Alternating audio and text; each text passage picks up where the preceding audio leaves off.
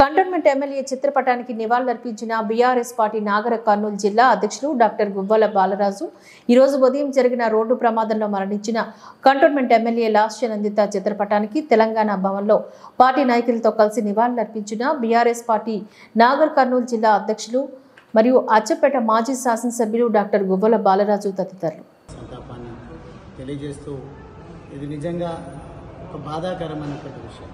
ఎన్నికైన 3 నెలల లోపలనే 3 దుర్ఘటనలు, ఈ 3వ దుర్ఘటనలో మన మధ్యన వీడి వెళ్ళిపోవడం అంటే నిజంగా ఇది వర్ణనాతీతం.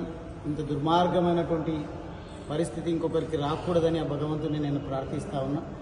తప్పకుండా నందిత వారి నాన్న నుండి మొదలుకుంటే వారు చేసినటువంటి సేవలకు గాను సమాజం వారిని ఎప్పటికీ గుర్తుంచుకుంటుంది. వారి ఆత్మకు శాంతి చేకూర్చాలని ఆ భగవంతుని ప్రార్థిస్తూ నేను నా సానుభూతి సంతాపాన్ని తెలియజేస్తాను.